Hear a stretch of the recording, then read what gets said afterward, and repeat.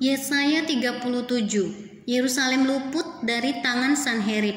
Segera sesudah Raja Hizkia mendengar itu, dikoyakkannyalah pakaiannya dan diselubunginya badannya dengan kain kabung. Lalu masuklah ia ke rumah Tuhan. Disuruhnyalah juga Eliakim kepala istana, Sebna, panitera negara, dan yang tua-tua di antara para imam, dengan berselubungkan kain kabung kepada Nabi Yesaya bin Amos.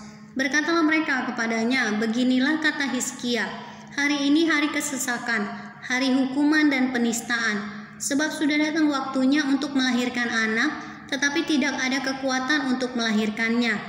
Mungkin Tuhan Allahmu sudah mendengar perkataan juru minuman agung yang telah diutus oleh Raja Asyur, tuannya, untuk mencela Allah yang hidup, sehingga Tuhan Allahmu mau memberi hukuman karena perkataan-perkataan yang telah didengarnya.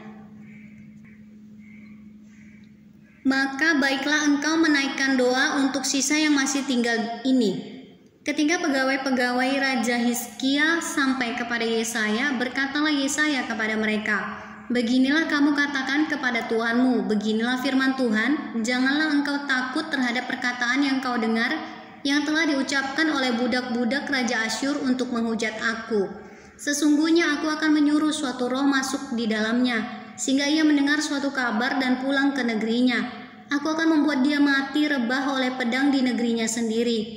Ketika juru minuman agung pulang, didapatinya lah Raja Asyur berperang melawan Libna, sebab sudah didengarnya bahwa raja telah berangkat dari Lakhis. Dalam pada itu raja mendengar tentang Tirhaka Raja Ethiopia berita yang demikian, ia telah keluar berperang melawan engkau. Dan ketika mendengar itu, disuruhnyalah utusan-utusan kepada Hizkia dengan pesan, beginilah harus kamu katakan kepada Hizkia Raja Yehuda, janganlah Allahmu yang kau percayai itu memperdayakan engkau dengan menjanjikan Yerusalem tidak akan diserahkan ke tangan Raja Asyur. Sesungguhnya engkau ini telah mendengar tentang yang dilakukan raja-raja Asyur kepada segala negeri, yakni bahwa mereka telah menumpasnya. Masakan engkau ini akan dilepaskan? Sudahkah para Allah dari bangsa-bangsa yang telah dimusnahkan oleh nenek moyangku dapat melepaskan mereka, yakni Gozan, Haran, Reven, Rezef, dan Bani Eden yang di Telasar? Di manakah raja negeri Hamat dan Arpad, raja kota Sefarwaim, raja negeri Hena dan Iwa?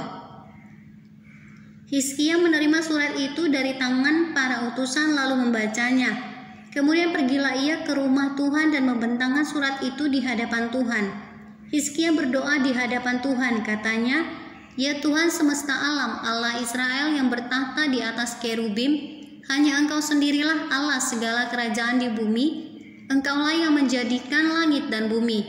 Sendengkanlah telingamu ya Tuhan dan dengarlah, bukalah matamu ya Tuhan dan lihatlah, dengarlah segala perkataan Sanherib yang telah dikirimnya untuk mencela Allah yang hidup.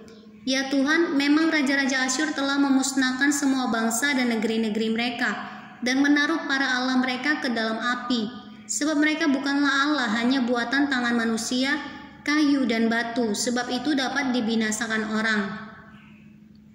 Maka sekarang ya Tuhan Allah kami, selamatkanlah kami dari tangannya, supaya segala kerajaan di bumi mengetahui bahwa hanya Engkau sendirilah Tuhan.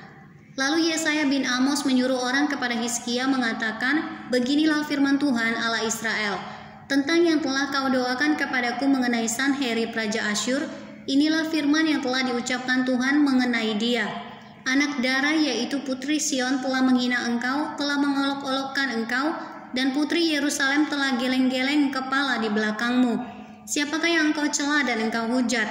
Terhadap siapakah engkau menyaringkan suaramu dan memandang dengan sombong-sombong? Terhadap yang Maha Kudus Allah Israel.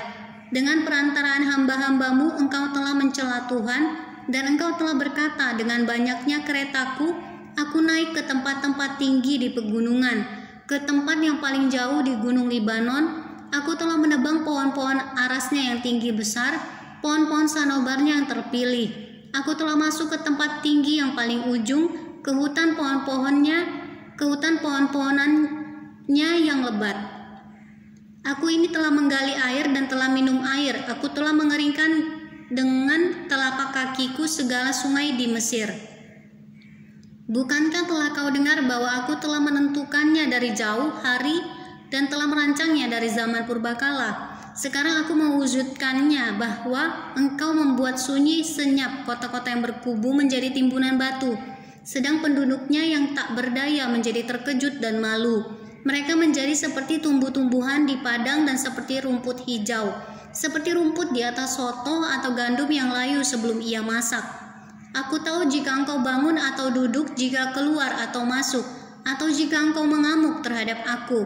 Oleh karena engkau telah mengamuk terhadap aku dan kata-kata keangkuhanmu telah naik sampai ke telingaku, maka aku akan menaruh kelikirku pada hidungmu dan kekangku pada bibirmu, dan aku akan memulangkan engkau melalui jalan dari mana engkau datang. Dan inilah yang akan menjadi tanda bagimu, hai Hizkia, dalam tahun ini orang makan apa yang tumbuh sendiri, dan dalam tahun yang kedua apa yang tumbuh dari tanaman yang pertama. Tetapi dalam tahun yang ketiga menaburlah kamu, menuai, membuat kebun anggur dan memakan buahnya. Dan orang-orang yang terluput di antara kaum Yehuda, yaitu orang-orang yang masih tertinggal, akan berakar pula ke bawah dan menghasilkan buah ke atas. Sebab dari Yerusalem akan keluar orang-orang yang tertinggal, dan dari Gunung Sion orang-orang yang terluput. Giat cemburu Tuhan semesta alam akan melakukan hal ini. Sebab itu beginilah firman Tuhan mengenai Raja Asyur. Ia tidak akan masuk ke kota ini dan tidak akan menembakkan panah ke sana. Juga ia tidak akan mendatanginya dengan perisai dan tidak akan menimbun tanah menjadi tembok untuk mengepungnya. Melalui jalan dari mana ia datang, ia akan pulang, tetapi ke kota ini ia tidak akan masuk. Demikianlah firman Tuhan. Dan aku akan memagari kota ini untuk menyelamatkannya oleh karena aku dan oleh karena Daud hambaku.